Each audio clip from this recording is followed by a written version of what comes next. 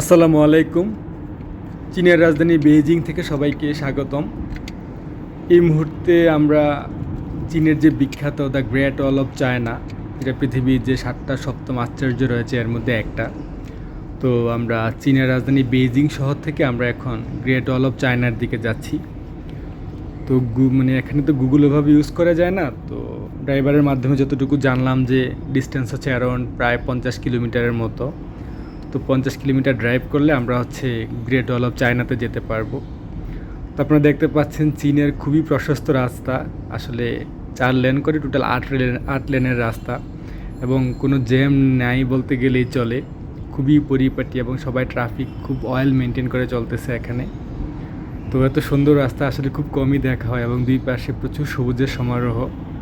তো আমরা একটা মডারেট গতিতে অ্যারাউন্ড 100 কিলোমিটার স্পিডে আমরা এখন ছুটে চলছি গ্রেট ওয়াল অফ চায়নার দিকে। কোনো এক ভিডিওতে আপনাদেরকে পুরো অংশ দেখাবো।